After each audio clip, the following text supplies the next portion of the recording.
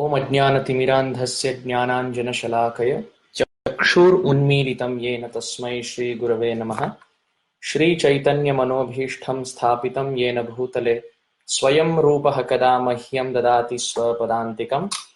वन्देऽहं श्रीगुरोः श्रीयुतपदकमलं श्रीगुरून् वैष्णवांश्च श्रीरूपं साग्रजातं सहगणरघुनाथान्वितं तं सजीवं साद्वैतं सावधूतं परिजनसहितं कृष्णचैतन्यदेवं Shri Radha कृष्णपादान् सहगणललिता श्रीविशाखान्वितांश्च।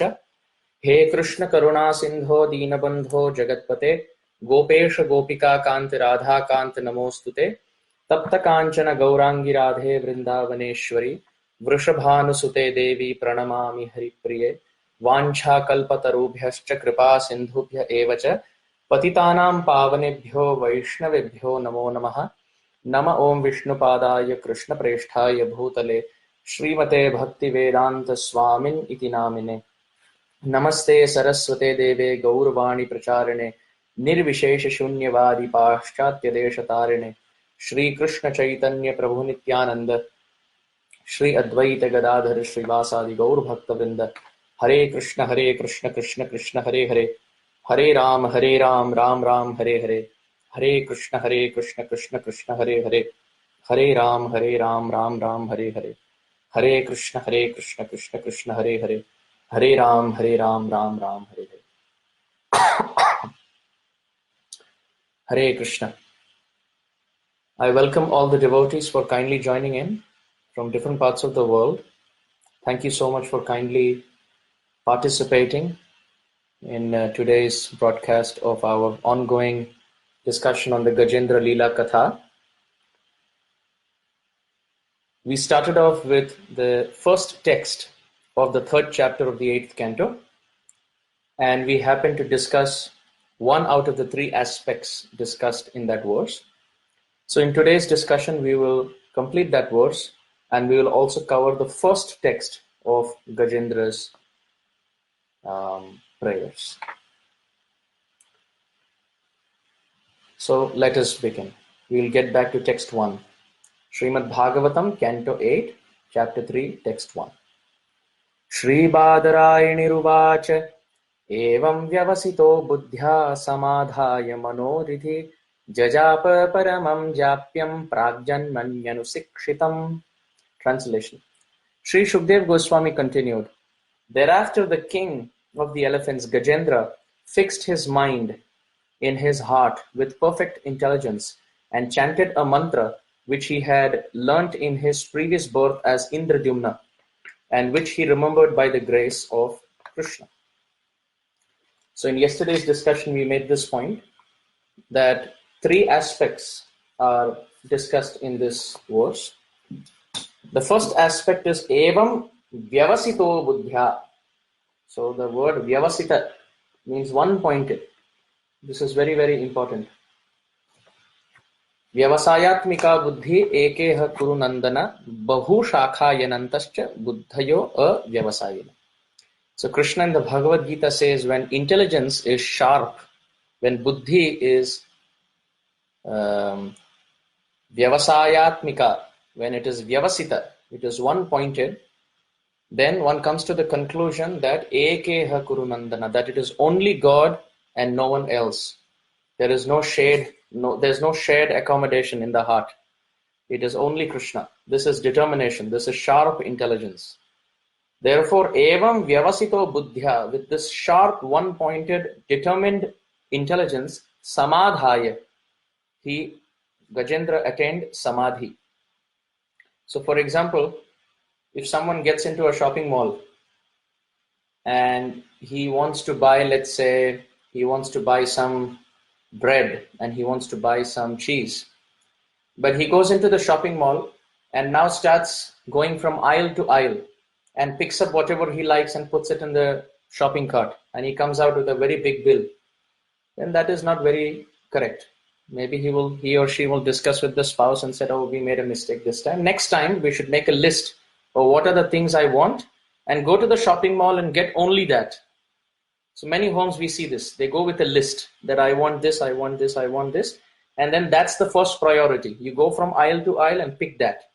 But if you don't have a list, then the mall offers so many objects that we will not buy what is actually needed, and we will come home with things which are not needed, and plus we will spend time and energy and extra bill also, extra money also. So this is what happens to a conditioned soul in this world. This material world is like a shopping mall, and Maya Devi gives so many different aisles, so many different products to purchase. But intelligent is he who comes with a list that I want only things related to Krishna. Ekeha Kuru Nandana. As a result of which he saves time. So if you have a list when you go to a shopping mall, you exactly know what you want.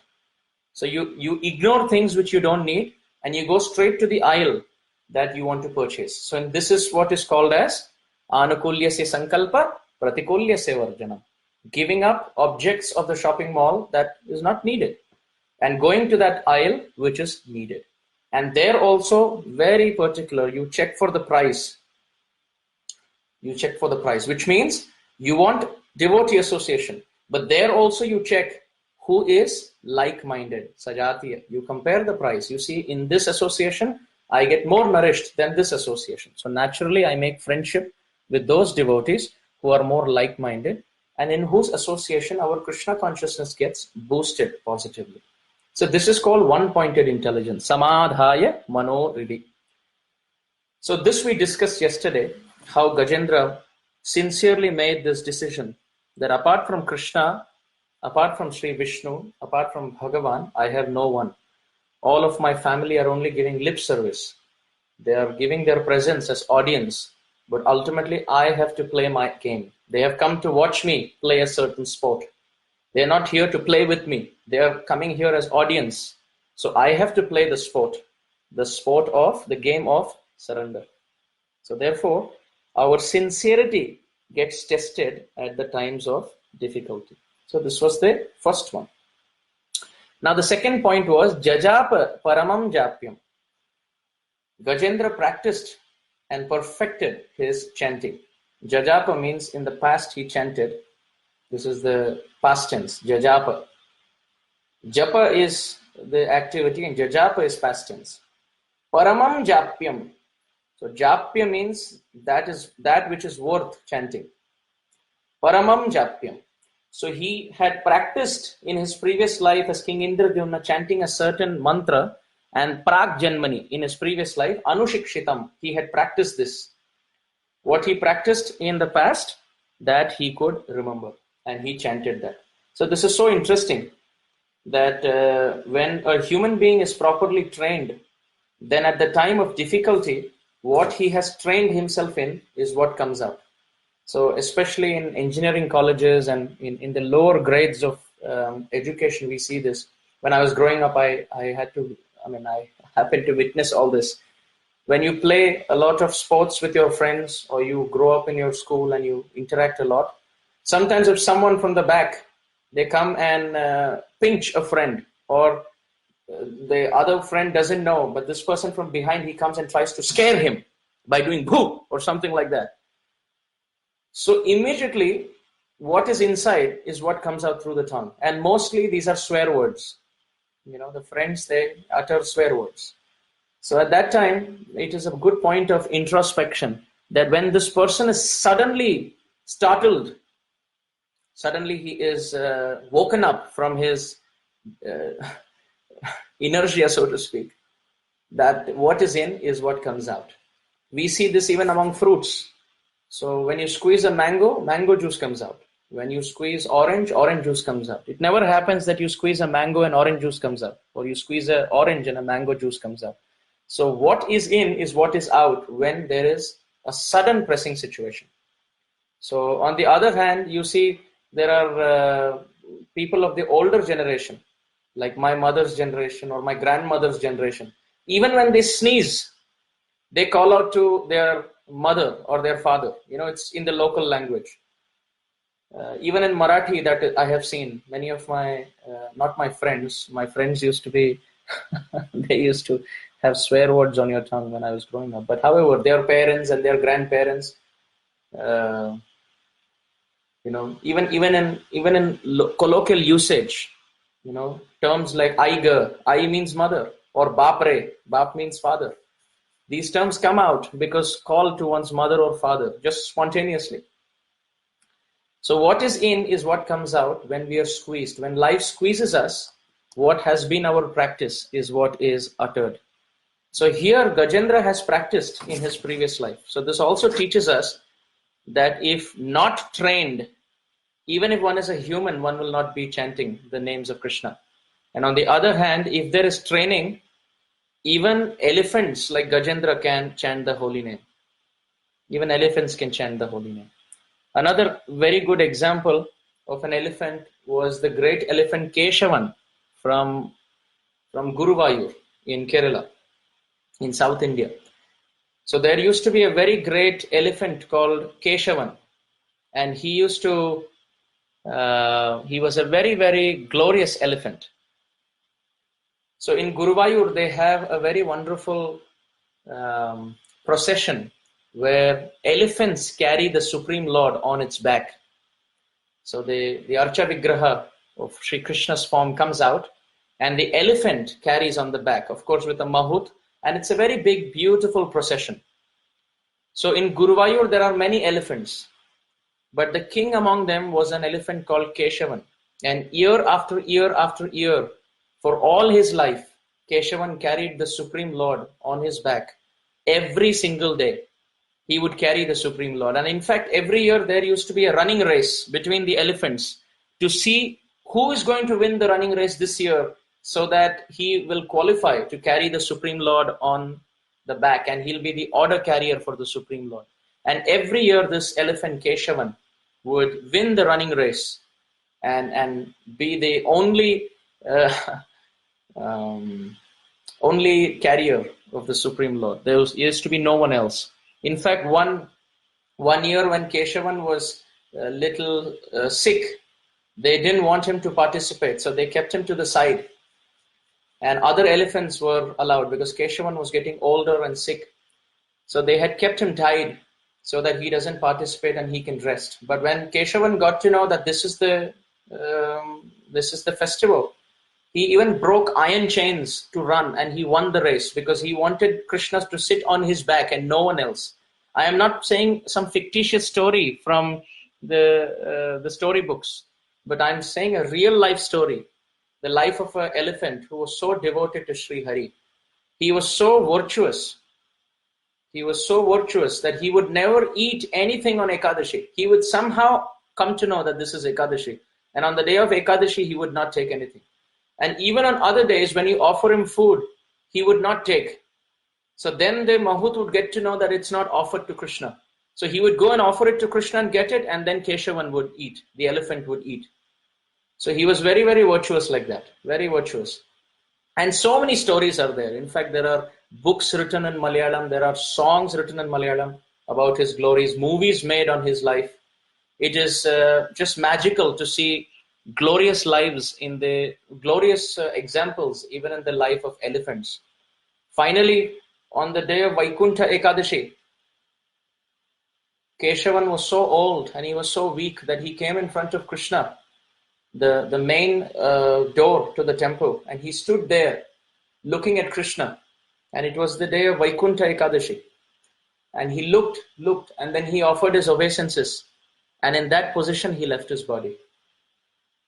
This is not the story of some, I'm not saying some story about some demigod. We are talking about a great devotee who appeared in the form of an elephant. And he left his body. And even till today, the photo of Keshavan is put up on top of the temple of Guruvayur in Kerala. And there are shops even now in Guruvayur who sell the paintings of the form of Keshavan. And people keep Keshavan pictures at their home to inspire themselves that an elephant of this caliber lived in the generation that we live in. I think he left his body in the late 70s, I believe. He lived a long life and lived all his life in Guruvayur, which is the very glorious abode of the Supreme Lord in South India. In fact, the deity was established by Brihaspati, and he took the help of Pavan Dev. So Brihaspati is Guru of Indra. and Pavandev is Vayu. So Guru and Vayu came together, Brihaspati and Pavandev came together to find the most auspicious spot on earth, and they found this place. Actually, this place was the original bhajan sthali. It was the original place of worship of Lord Shiva. Shiva would sit there at Rudra Tirtha, and he would chant the holy names. And that place had become so pure by the chanting of by Shiva's pure chanting of the holy name of Sri Krishna, that Brihaspati and Pavan, that is wind god, Vayu, they combined together and they installed the deity of Krishna there. And because it was done by Guru and Vayu, this place is called Guruvayur, and the Lord is called Guruvayur Appan, which means the Lord of Guruvayur. So there, elephants like Keshavan lived. And even his successor, Padmanabhan, who recently left his body, they were so glorious. All their life, they just ate Bhagavat Prasad. They fasted on Ekadashi. They would have race just to get the Supreme Lord on the back. And they used their body as a vehicle. In fact, Keshavan, I believe, was completely celibate even all his life. He was not going mad in the absence of a female elephant. He lived all his life in celibacy. So these are qualities which are very, very glorious. So through this example of Gajendra also, and the example of Keshavan, we can understand that if not trained properly, even humans cannot chant the holy name. But if properly trained, even animals like Gajendra can invoke memory from past life, and they can remember the Supreme Personality of Godhead. So for that, we have to have sincerity. So Jajapa Paramam Japyam. Gajendra in his past life had chanted this whole stuti. Being King Indradyumna, he had chanted it to his deity. He left his body and he forgot, but Krishna remembered. And when the right time came, Krishna invoked. But for Krishna to invoke, there is a condition which we will discuss as the third part of our discussion. First part was Gajendra being one-pointed. Second part is he chanting the supreme glories of the Lord by past practice. And the third point is the Supreme Lord invoking memory for Gajendra. So Gajendra was very sincere, very, very sincere. You see, when kids, you scold them, the little ones especially, when they're innocent, you scold them, they will cry. But even when they cry, ultimately, they will come and bury their face in the sari of the mother or the dress of the father, and they will embrace the father or the mother and cry. Even if they have complaints against the scolding, they would come back to the parent and cry. This is sincerity. Why? Because they have nowhere else to go. Even if the parent is scolding, the child is so innocent and sincere, he doesn't know anyone else except the parent. Whom will he go and cry to? So even if he has to cry against the scolding that the parents have offered, he will go and hold the feet of the mother and cry. Even if he has tantrums, he will hold the feet of the mother or the lap of the mother. But as they grow up, as kids become more notorious and naughty and mischievous and independent in some ways, even if the parents try to speak nicely, the kids have no time. They have no time. If the parents say something also, they try to make fun of them. Or for them, their friends mean everything. So this is a child who's not grateful. So we can understand from that, when devotees are, or let's say when jivas are mischievous, they're little notorious and try to be independent. Even when Krishna showers his mercy and love, like the parents will offer, the conditioned soul has no time for the parents, which means the conditioned soul has no time for Krishna. On the other hand, he will laugh at God. He will laugh at his parents. And he will make friends with his friends and others, which means the conditioned soul, he takes so much resources and opulence from Krishna, but he uses all of that to spend with his so-called friends in the absence of the Supreme Lord. Just like a notorious child, he will take the money from his parents, but he'll use it for his friends, not for the parents. On the other hand, kids who are innocent, even if the parents scold them, their sincerity is shown by their ananyata. They have nowhere to go. So Gajendra is like that innocent child. He went little astray, but as soon as the Supreme Lord scolded him with the biting of the crocodile, he came back to the Supreme Lord. He came back to the Supreme Lord like an innocent child would do. He is burying his heart and his emotions in the sari of his father and in the sari of his supreme mother. Well, Krishna is Pita Aham Asya Jagato Mata Bhrata Pitamaha Vedyam Pavitram Omkara Rikshama Yajurevacha. Krishna says in the Bhagavad Gita, I am the mother, I am the father, I am the brother, I am the sister, I am everything. I am everything for the living entity. I am everything. So Gajendra here is pouring his heart and burying his complete consciousness at the feet of the Supreme Lord. And this is his sincerity. This is his sincerity. So His Grace Pankajangri Prabhu says a very beautiful example. He says on one side is Krishna and on the other side is Maya. And Maya is standing with a poking trishul. You see, like Durga has a trishul. She has a pointed weapon with spikes on it. So she's standing with a trishul. Maya Devi is standing with her sharp weapon. So the more we run towards her, her trishul is going to pierce us. And we're going to face more pain. So the more we run towards Maya Devi, her trishul is going to poke and hurt us. But on the other hand, when we run away from her and she's running towards us, if we run towards Krishna, then her poking will not hurt us. Because on one side is Krishna, other side is Maya. Maya is running towards us. So while she's running towards us, we run towards her with this trishul in her hand, then it will hurt us. So the more we run towards Maya while she's running towards us, we will have only pain. But when she's running behind us with a trishul, we run towards Krishna, then that trishul will not hurt us because we are running faster towards Krishna. So similarly, this trishul represents pressing situations in life. So if we run towards Krishna, then it doesn't hurt. But if we run towards material solutions during that time, then it will hurt us profusely. So this world is filled with problems. There is danger everywhere. Every single step there is danger. I remember when we were at a Rath Yatra in Mumbai, my brother and I, we were there near the Bhaktivedanta Hospital in Mira Road. So we were part of the Jagannath Rath Yatra. And you know, Mumbai is a very crowded place. So during the Rath Yatra also, fortunately, so many devotees were there to take darshan of Jagannath. So in that ecstasy, my brother, as we were moving, some Mataji's very sharp heel, you know, Matajis sometimes have these sharp heels on which they walk. So one of those heel footwear, it got caught on the nail of the toe of my brother, and then as she walked ahead, that scratched and the toenail came out. So we are here to worship Jagannath in a Rath Yatra, but even there, all our attention, my brother and I, both of our attention went to the tip of his toenail. We came there to focus on the tip of the toenail of Jagannath's lotus feet, but material nature tests us even at that time. So fortunately, Amarendra prabhu from Radha Gopinath temple was just next to us, and he helped us rush to Bhaktivedanta hospital, and my brother was given injections and so many things like that. So I was thinking that how precarious is this world. Being in material activities is dangerous, but even if you come in the spiritual line, in the spiritual realm of activities, Maya tests even there. So during those tests, what is our consciousness is what matters.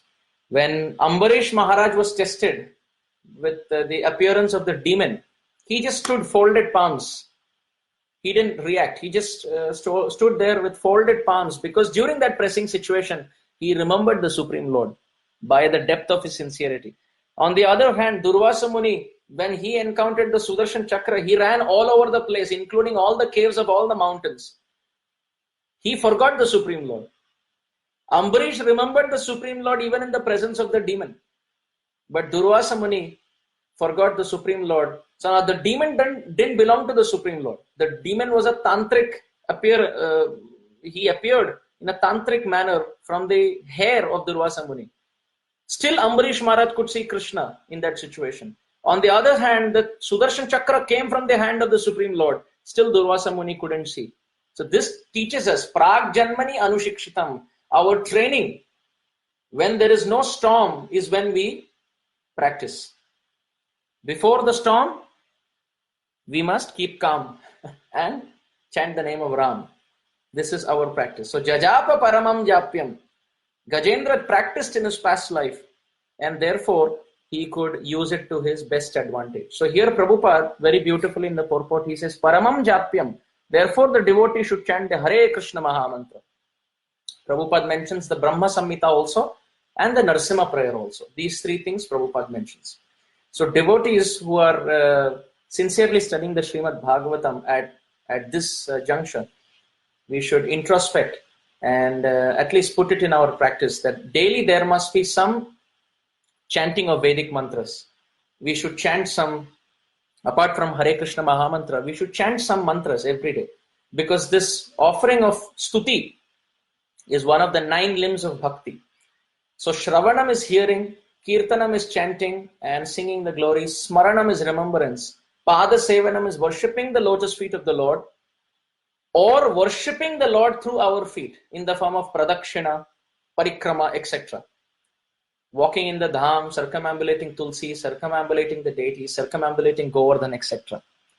Archanam, deity worship, Vandanam, prayers, and then Dasyam, Sakhyam, and Atma Nivedana. Becoming the servant of the Lord, friend of the Lord, and surrendering everything to the Lord. So out of this, so many of those limbs are very abstract at this point. Like for example, Smaranam is abstract. How to remember the Supreme Lord? Because we don't have Satata Smaranam. We don't remember Him constantly. Atma Nivedanam is very lofty. Surrendering our life air at this point, like Bali Maharaj did, is very abstract at this point. Sakhyam, seeing the Supreme Lord as our friend, seems to be very abstract and lofty at this point. So some practical things that we can do are hearing about the Lord, chanting about the Lord, worshipping the deities, and at the same time offering prayers. So out of these 4, even while offering worship to our deity, there should be chanting of the holy name. Tara Madhya Sarvasreshta Nama Sankirtan, Nira Aparada Nama Laile Paye Premadan, Bahu Janma Kari Yadi Shravana Kirtan, Tabu Tana Paye Krishna Pade Premadan. Mahaprabhu is saying of all the limbs of bhakti, chanting the holy name of Krishna is the topmost. Even the Chaitanya Charitamrita at other places it says Tattva Vastu Krishna Krishna Bhakti Prema Roop Nama Sankirtana Sabha Ananda Swarup. That our sambandha, our relationship is with Krishna, and the activity that we have to perform in that relationship is bhakti, and the goal of this relationship is praying, and all 3 can be accomplished by chanting the holy name. So this chanting of the holy name, to fructify completely, it must be supported by what is called as Vandanam. Vandanam means prayers. So the conditioned soul is bound in this world in different bodies. It is called Bandhanam with a B, bondage, Bandhanam. It is for the Atma, this is Deha Bandhanam. But the way to be free from Bandhanam is offering Vandanam, prayers, with a V, V-A-N-D-A-N-A-M, Vandanam.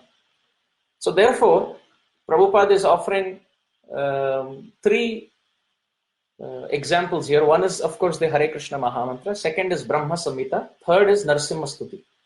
So therefore, we see in our temples, after every Arati, there is a Narasimha Arati. This is where it is coming from. Also, we see in the festivals, we have Brahma Samhita prayers. We don't have anything else. So there is so much prominence. So we can try to memorize these prayers and offer it every day. I have seen so many of the live broadcasts from the ISKCON of Silicon Valley, headed by His Grace Vaisheshika Prabhu.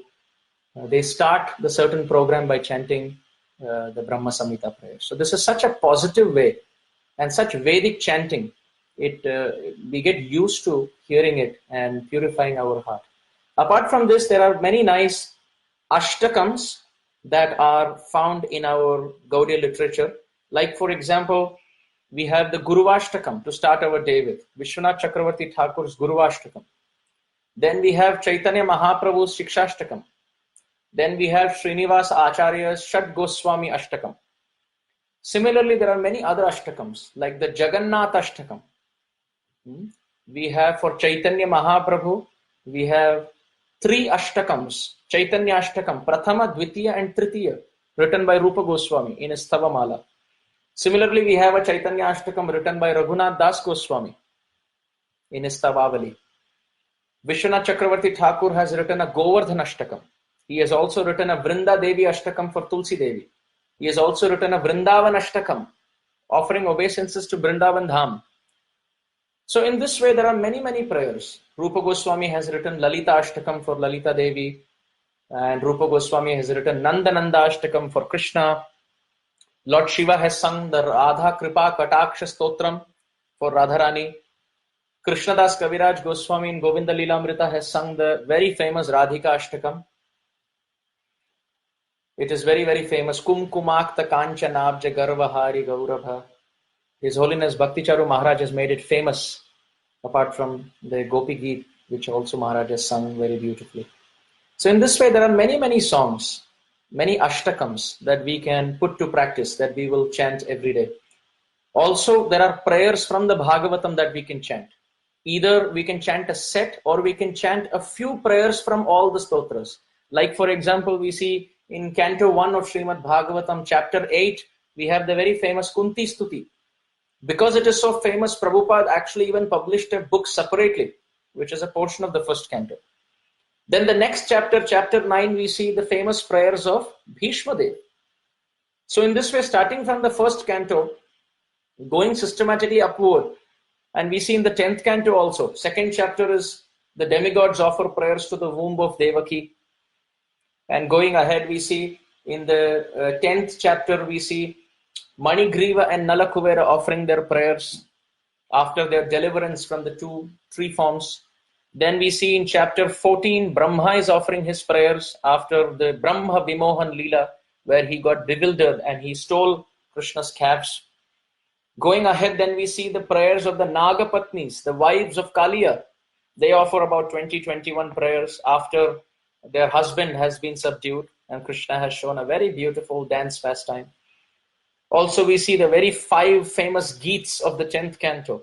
Chapter 21 is Venu Geet, and chapter 31 is the famous Gopi Geet, and chapter 35 is the Yugal Geet, and chapter 39 is the Viraha Geet, when Akrura takes Krishna away, and chapter 47 is the Brahmar Geet. So in this way, the Bhagavatam builds throughout the invisible thread of prayers. Stuti, Stava, Stotra is found in the Bhagavatam. So Jajapa Paramam Japyam, by practicing that over a long time, we see that it comes out. What we practice through our tongue comes out in times of crisis. So this is very, very important. What we practice now will come out in the time of crisis. So this is the second point. Now is the third point. Why did the Supreme Lord invoke remembrance in the heart of Gajendra? So our acharyas, headed by Vishwanath Chakravarti Thakur, have given a very beautiful reason why. Srila Vishwanath Chakravarti Thakur in his Sarartha Darshini Tika, not specifically here, but during this in this section of the Gajendra Stuti prayers, Srila Vishwanath Chakravarti Thakur says, the main reason why Krishna decided to give in memory, remembrance in the heart of Gajendra during the time of crisis is because Gajendra did not blame the crocodile. Gajendra did not blame the crocodile. He did not blame the Supreme Lord. He did not blame his family for not helping him. He did not blame anyone. Gajendra was completely convinced that actually this is my own karma. No one but myself. It is me alone who is responsible and no one else.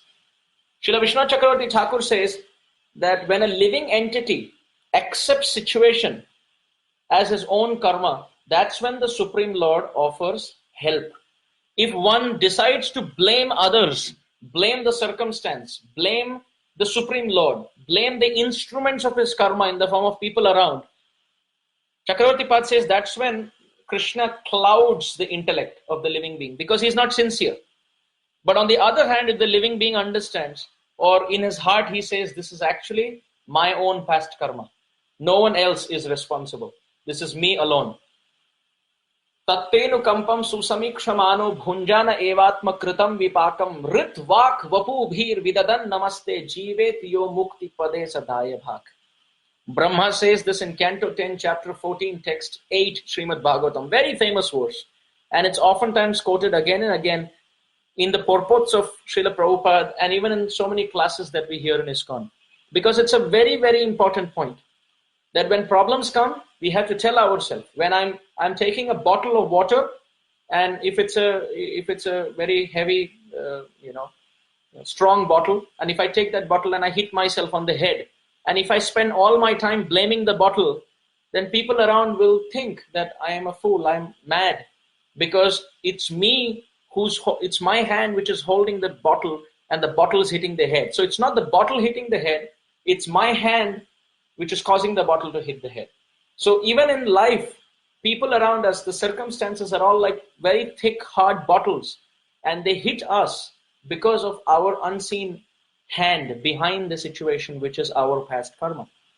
So if we accept, Brahma is saying, if we accept that actually it is our own mistake from the past, no one is responsible. No one. Jada Bharat had this philosophy. Even when Jada Bharat was carried by the tribes to offer,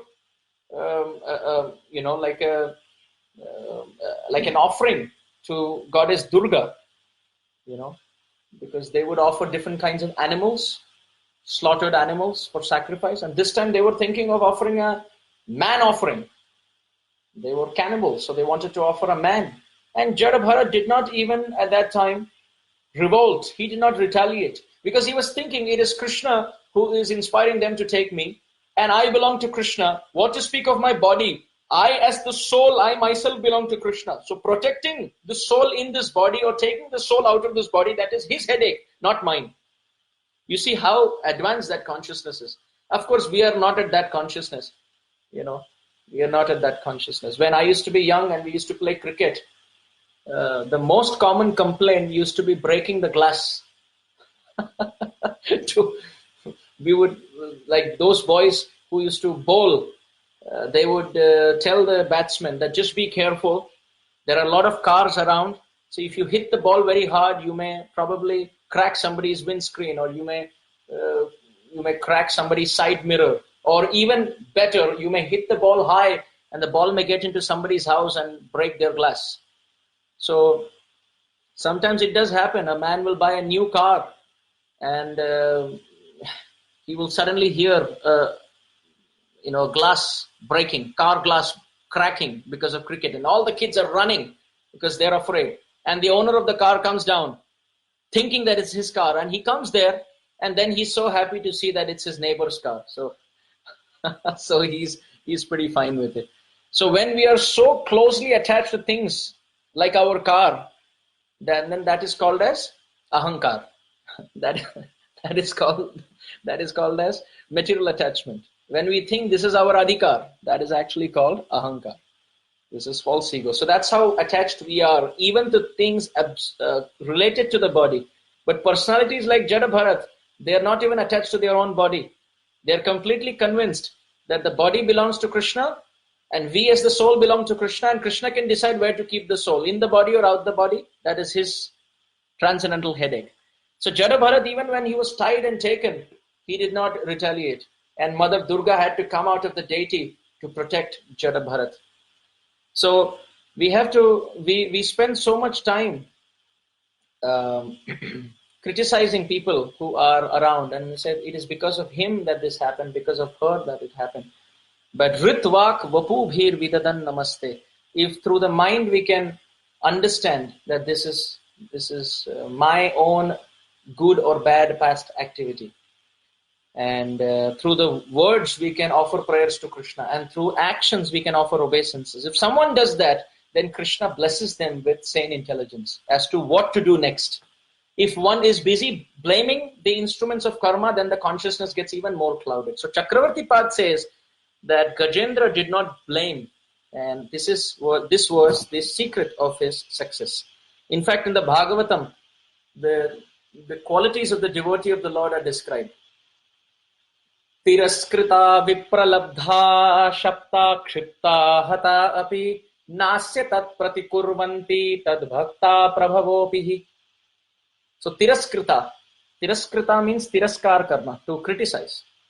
When the devotees are criticized, tiraskrita, or vipralabdha, when they are cheated, or shapta, when they are cursed, like Parikshit Maharaj was cursed, or kshipta, or when they're ignored, completely neglected.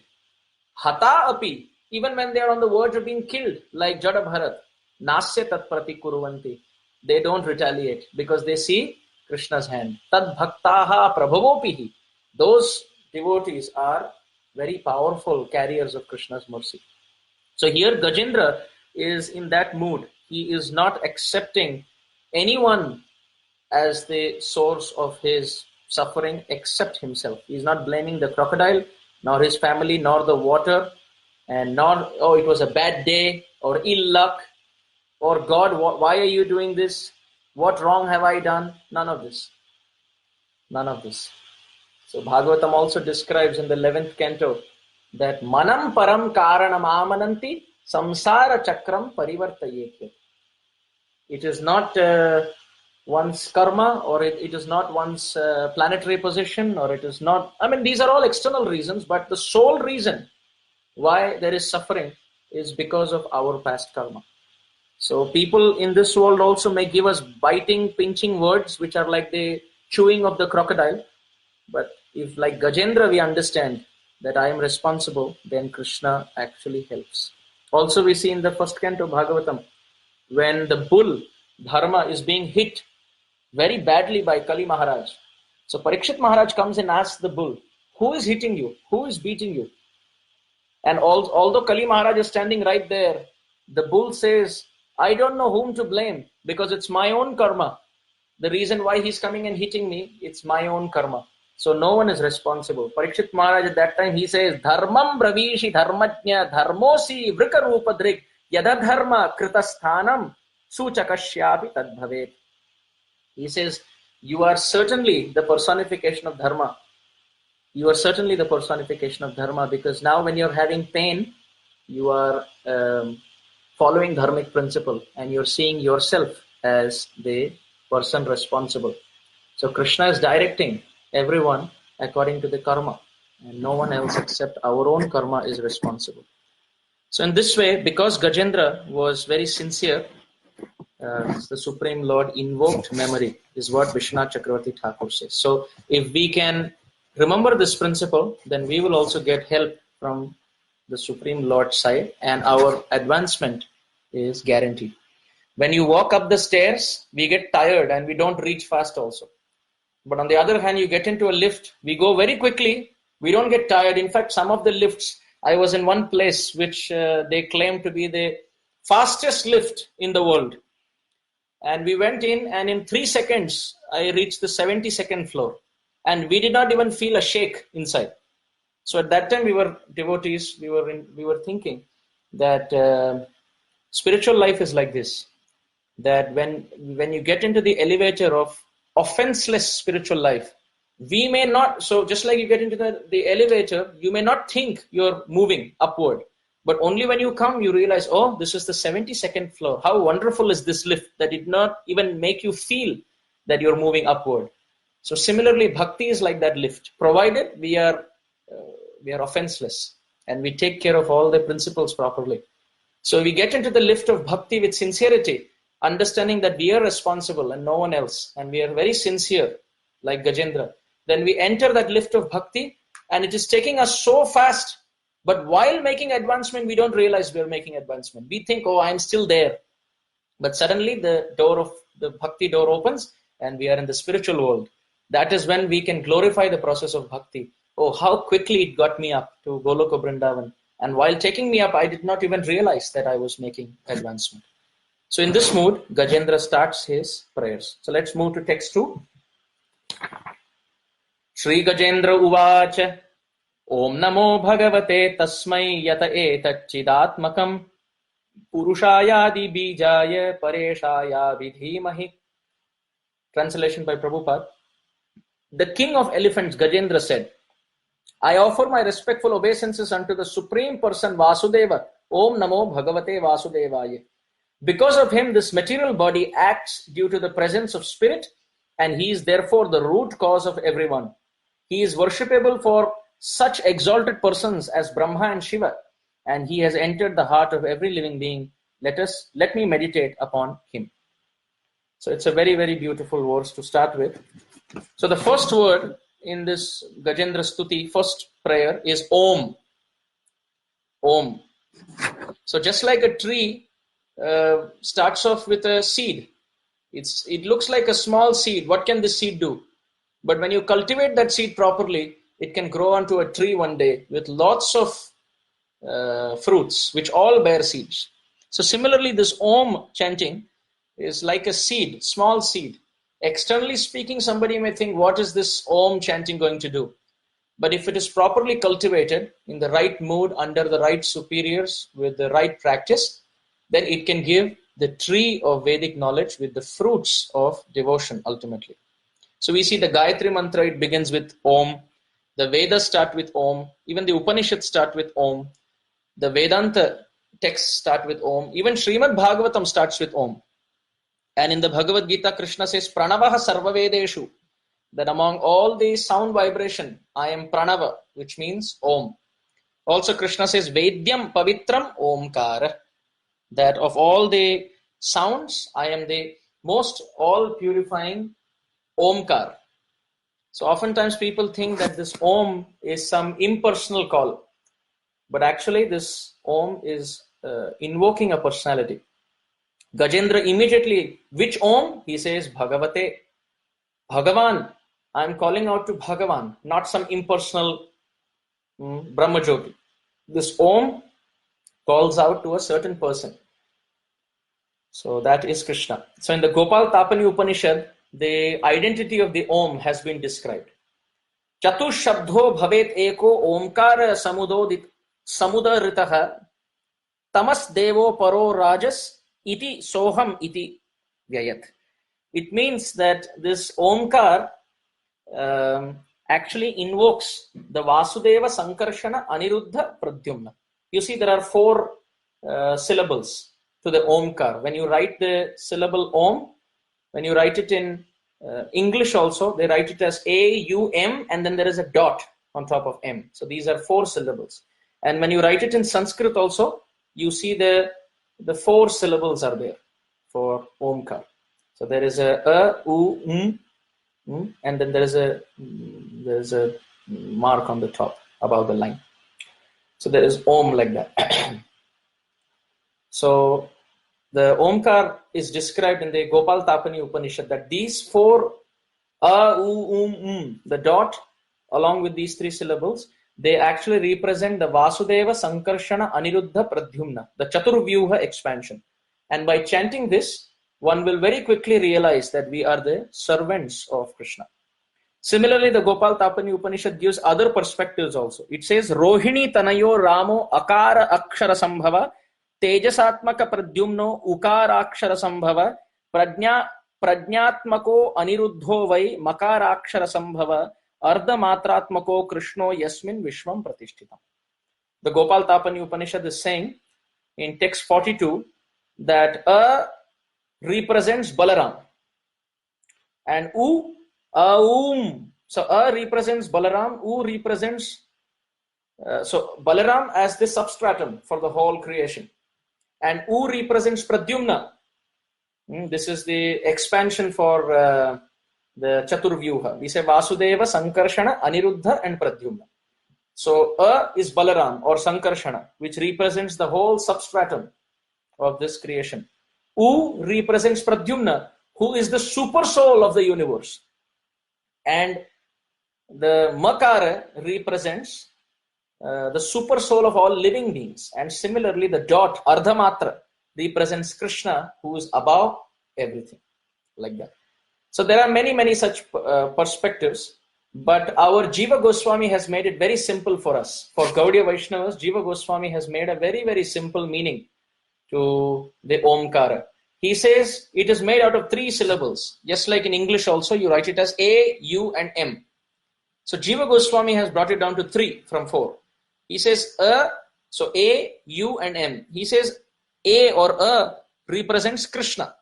Akara Uchyate Krishna. Which Krishna? Sarva Lokaika Nayaka. He who is the Lord of everything. So the A represents Krishna. Even in the Gita, Krishna says, Aksharanam Akarosmi. Among the Aksharas, I am Akara, starting with a A. So therefore, A represents Krishna. Akara Uchyate Krishna. Sarva Lokaika Nayaka, the Lord of the whole creation. So what does U represent? Ukara Uchyate Radha. So U represents Radha. And then what does the M represent? Makara Jiva Vachaka.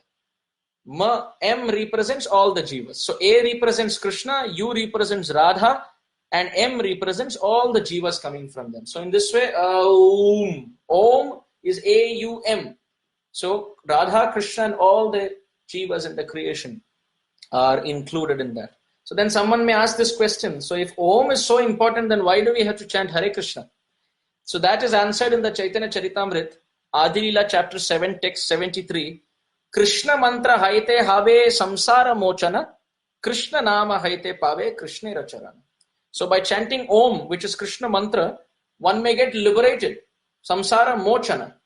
But only by chanting the Hari Nam, chanting the names of Krishna, Krishna nama haite pave Krishna racharana. So to get liberated from this world, Om is enough. But if we want the lotus feet of Radha and Krishna, then we have to chant Harinam. We have to chant Krishna's holy name. So this is the first invocation. In the Gajendra Stuti, it starts with Om. You see, even Ajnana Timirandhasya Jnananjana Shalakaya Chakshurun Militam Yena Tasmai Shri Gurave Namah starts with Om. So one time I had asked my Gurudev that this Ajnana Timirandhasya verse is actually Anushtup Chanda. So each line has 8 syllables. So Ajnana Timirandhasya, it's 8. So by adding Om, it becomes 9. So it becomes a little disturbed. So how to understand this? So Srila Guru Maharaj said that actually Om is first. Om is the invocation. And then the mantra starts with Ajnana Timirandhasya Jnananjana Shalakaya. But before that, you invoke auspiciousness by chanting Om. So therefore, Om is separate and Ajnana Timirandhasya is separate. But when you chant it as Mangalacharana, we put them together. So there are 2 different mantras, but we put them together as offering Mangalacharana. So therefore we say Om Ajnana Timirandhasya like that. So similarly here, Namo Bhagavate Tasmai Yata Etat Chidatmakam is the verse. But Om is added as the auspicious invocation before starting the stuti. So then Gajendra says, Namo Bhagavate Tasmai. Namo means offering obeisances. Na means not, and ma means mine. So sometimes you see in the yajnas, they say, Idam na mama. Idam na mama. Mama means mine, na means no. So when we offer oblations in the fire, we say, oh, this is not belonging to me. This belongs to you. So that mama is short as ma. So namo or nama means this doesn't belong to me. So in India, in traditional culture, when we say namaste, we offer obeisances to them by saying, this body through which I am offering obeisances also doesn't belong to me, like that. So we are remembering Krishna even in the invocation. Therefore, when I used to go to Radha Rasbihari temple as a child, we had a nice samosa corner. So there, Sunday as children, we used to go to eat some samosa prasad. So there next to the thandai section where they would give nice thandai, very cold, they had a sticker which said, Hi, hello, chodo, Hare Krishna bolo. So very, very instructive like that. So even when we wish each other traditionally, when we say namaste or namastubhyam, namo namaha, this means, oh, this body doesn't belong to me, the mind doesn't belong to me, the abilities that you're seeing don't belong to me.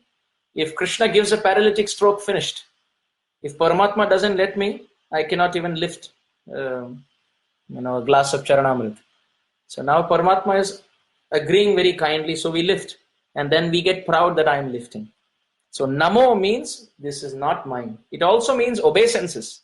So why is Gajendra saying obeisances through the tongue? Oh, because his feet is caught. So therefore he is not able to offer obeisances with his feet. According to Hari Bhakti Vilas, we have to offer complete obeisance. We have to offer complete obeisances in the right way. Otherwise it is not considered to be obeisances actually.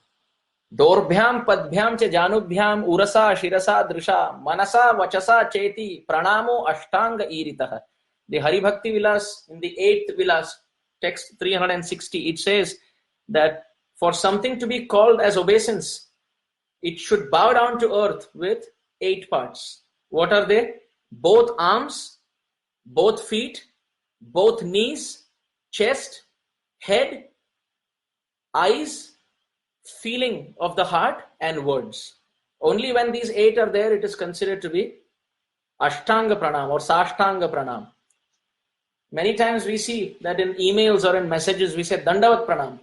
So Danda means stick. So if you drop a stick, how the stick falls. So we are saying Dandavat Pranam means I am offering my obeisances to you in that mood. So we say Hare Krishna Prabhu and then Dandavat Pranam, and then in the email we say some dishum. We we fight with them, or we scold. And then again the last line we say your servant. So we sandwich it very nicely. First a Dandavat Pranam on the top, and then your servant at the bottom, and in the middle you have to say whatever we have to.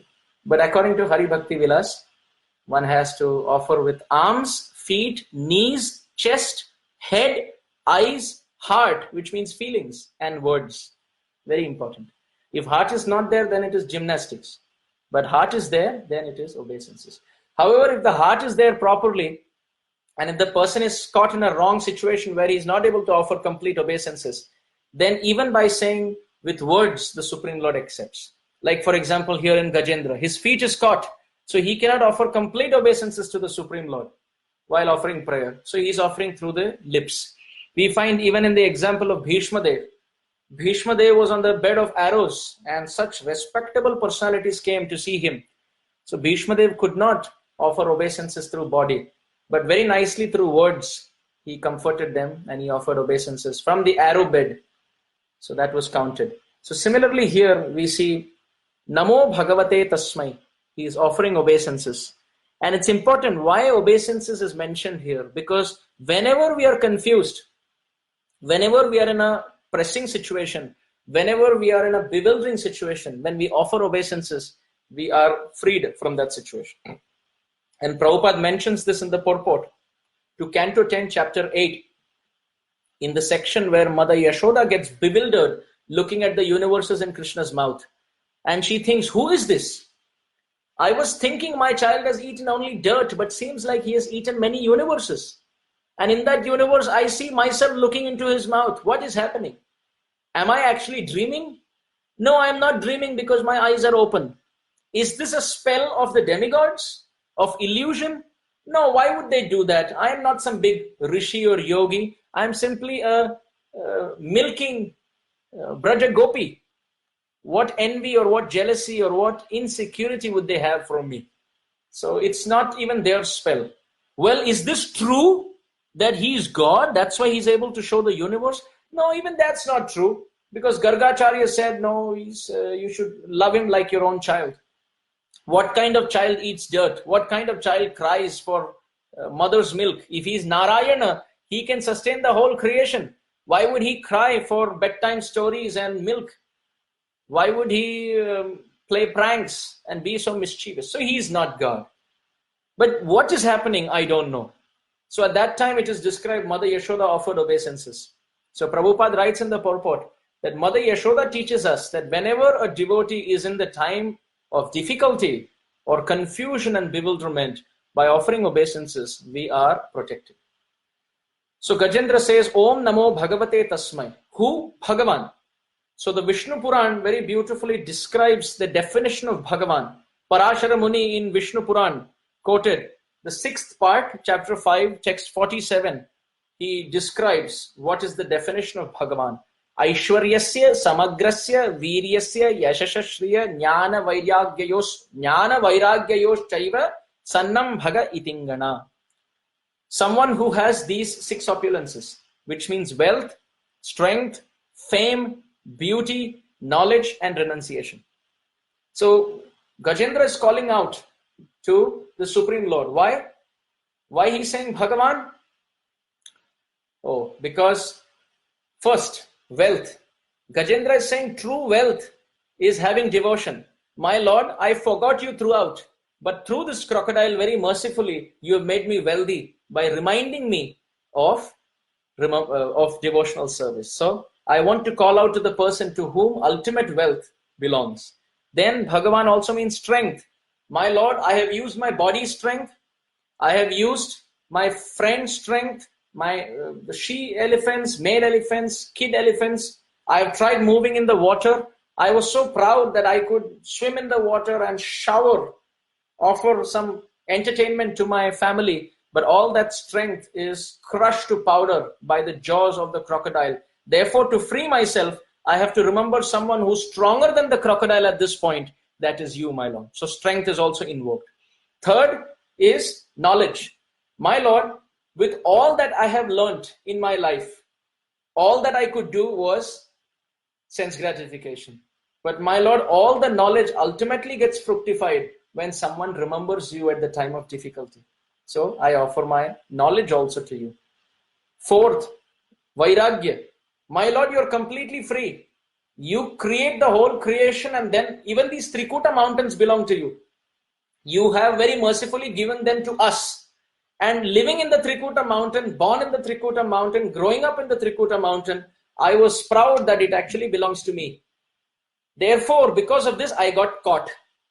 But my Lord, you are the giver of liberation. You are completely renounced. Please kindly renounce me, liberate me from this situation. You see, Krishna is very beautifully described as the Lord of liberation, Mukunda. It's a contradiction. Mother Yashoda, when she is angry with Krishna, what happens? She runs behind him. And naturally her hair knot gets liberated, which means her hair opens up when she runs behind him. And also her sari knot, her dress knot loosens because she's tired. So when she is angry towards Krishna and she's running behind him, at that time also the Lord of liberation is liberating the knot of her hair and liberating the knot of her dress. And on the other hand, when she loves him with all her heart, at that time she binds her. How? Her hands which are free get bound together in embracing him, and her lips which are free, the lips don't meet because she's talking and singing, but when she has to kiss his cheek, the lips come together, and that time the lips are also bound. So when she is happy and she loves Krishna, her liberated lips get bound, her liberated arms get bound.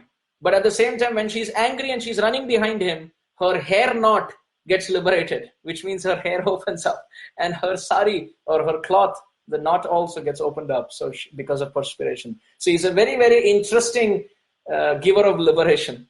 So here Gajendra is calling out to all those 6 attributes of wealth, strength, fame, beauty, knowledge, and renunciation of the Supreme Lord, that my Lord, please kindly appear before me and liberate me, because you are the Lord of everything. So I will just quickly take a few more minutes over time and complete this verse for tonight. Second line is Yata etat chidatmakam. So Yata etat chidatmakam means my Lord. So the word chit means spiritual energy. We know material nature is not chit shakti. It is not spiritual. It is jada prakriti. It is inert. It is dull. So Krishna is chid atmakam, which means all the spiritual souls come from him. One meaning is the body is useless without the soul. Second meaning is that soul also cannot do anything without the super soul. So Krishna is controlling the body in 2 ways. He is controlling the Atma. Without him, the Atma cannot do anything. And indirectly, it is his own Atma which moves the body. Like for example, the sun rays, they depend on the sun. But the sun does not depend on the sun rays. Right? So similarly, the Atma depends on the Paramatma. But the Paramatma doesn't depend on the Atma. The body depends on the Atma, and the Atma depends on the Paramatma. So here Gajendra is saying, my Lord, my body is being chewed, but the body is in pain because the Atma is there inside. And that Atma belongs to you. So for me to protect myself, I have to ask the source of all Atma, which is you. I as the Atma cannot protect my body if the Paramatma, if you don't help me. Just like you see when you put your hand into the gloves, the finger of the gloves move. So it seems as if the glove has some life. But as soon as you remove your hand, the glove falls down and it is useless. So that glove represents the body. And as soon as the hand in the form of Atma enters, it seems the body is moving, but it is actually done by the Atma. So now that Atma is asking help, Gajendra is asking help to Paramatma. Nityo nityanam chetanas chetananam eko bahunam yo vidadhati kaman. The Kathopanishad describes that the Supreme Lord expands into multiple Atmas. The Atmas all originate from Him. So we are all Atma, Jivatma, but He is Paramatma. We are all soul, but He is super soul. So here Gajendra is calling out to Krishna because Krishna says in the Bhagavad Gita, Jivanam sarva bhuteshu. I am the source of life. So here Gajendra wants to be alive. Therefore he is asking the source of all life to help him. Also at this point, Prabhupada in the purport, he gives a very beautiful explanation of this line, Yata etat chidatmakam. Prabhupada says when the Atma is in the body is alive. But if that body is used for sense gratification, then that body is impure. On the other hand, while the Atma is in the body is used for Krishna's service for a long, long time, then that body which is material also becomes spiritual. Prabhupada makes this very beautiful point in the purport. That body actually is material. When the soul is there inside, also the body is material. But if that body is used continuously for Krishna's service, even that body, material, it may seem to be material, but it is completely spiritual. Where is the praman for this? The Padma Puran describes, Arche Vishnu Shiladhir Gurushu Naramati Vaishnave Jati Buddhi Vishnu Va Vaishnavanam Kalimala Mathane Pada Tirthambu Buddhi Shri Vishnu Namni Mantre Sakala Kalusha Eva Shabda Samanya Buddhi Vishnu Sarveshwareshe Tad Itara Samadhi Yasya Vanaraki Saha. It's a very long verse, but I'll break it down. What it means is, Arche Vishnu Shiladhi. When the deity of Vishnu, if one sees to be just stone, that is first situation. Second situation, Guru Shu Naramati. When you see the spiritual master to be a mere mortal, that is second situation. Third situation, Vaishnave Jati Buddhi. When you see the Vaishnava on the basis of his caste and creed, nationality, past religion, etc. That is third scenario. Fourth, Vaishnavo va Vaishnavanam Kalimala Mathane Pada Tirthembu Buddhi. The Charanamrit of the Supreme Lord or the Charanamrit of the Vaishnava, which can destroy all contamination of Kali if it is seen as mere water. This is the fourth situation. And fifth, Shri Vishnoho Namni Mantre Sakala Khalusha He Shabda Samanya Buddhi. If the names of Vishnu or the Gayatri, the Diksha mantras given by Guru, if the names, the Nam or the mantra is seen as mere sound, this can actually destroy Sakala Khalusha, Sakala Kali Kalusha. All the ill effects of Kali can be destroyed by the Nam or mantra. But if they are seen as Samanya Shabda, this is the fifth scenario. Vishnoho Sarveshwareshe Taditara Samadhi Yasya Va Naraki Saha. Anyone who has these five or one of these five mentalities, they are surely going to hell. This mentality is Naraki Buddhi. So why is this statement here in the context? Because the deity which we worship, that is Satchitananda. It is not some stone. Because the stone, we may think that stone is material, but when it is prana pratishtha is done, then the stone also becomes spiritual because Krishna is present.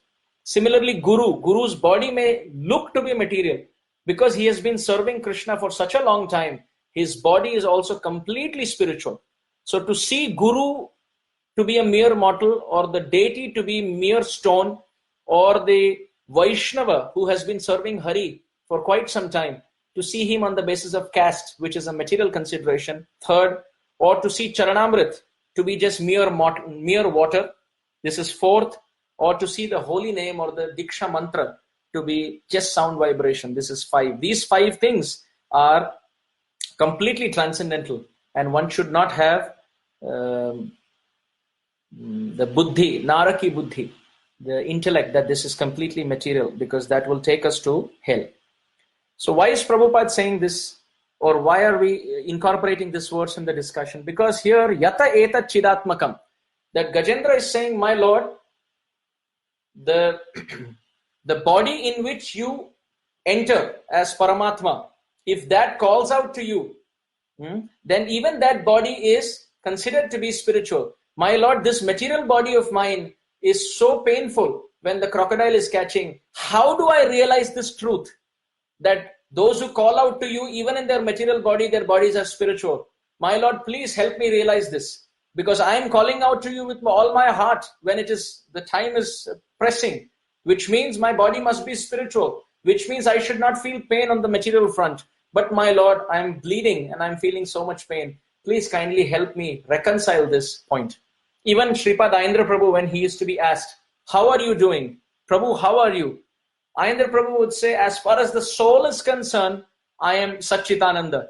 But as far as body is concerned, one may see the body to be material. But it is described that the atoms of the body change once in 7 years. I have been living in Vrindavan for 25 years, which means all the atoms of my body have changed itself with the dust of Vrindavan 3 times, which is also spiritual. And therefore, body and soul both are transcendental. So how am I? I am transcendental. So he would give a very long, elaborate answer to this question, Prabhu, how are you? So Prabhupada is making that point in the purport. And also the final part of this verse is, Purushayadi bijaya pareshayadi dhimahi. This is interesting. This actually means that, my Lord, you are the Lord and the source of the demigods. Para ishaya abhidhimahi. I am meditating and calling out to that Krishna, that Vishnu, who is the source of even the demigods. Because this is the fact, you see. The objects in this world are seen and the eye is the seer. The eye is seen, but the mind is the seer. The mind is seen, but the soul is the seer. And the soul is seen, the super soul is the seer. So the ultimate seer is Krishna. Even the demigods are being seen by the Supreme Lord. They are being protected and maintained by the Supreme Lord. So Krishna is the ultimate person. Purushaya Adi Bijaya. He is the ultimate person who holds the switch, on and off switch for all the activities. You see, in this world, we see an object. How do we see an object? First of all, there must be an object. Second, we must have eyes. Even if we have eyes, the actual seeing is done by the subtle body, not by this ball of flesh. Then inside, the subtle body has to see only when there is Atma. Amidst all this, there must be light. There must be help of Surya Dev. There are demigods for every aspect. Like the throat is predominated by Agni. Mind is predominated by Moon, Chandra.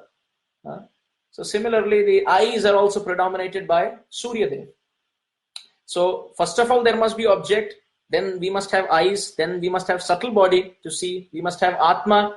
Over and above this, demigods in the form of Surya, Chandra must help. And after all of this, the papers go to the Paramatma.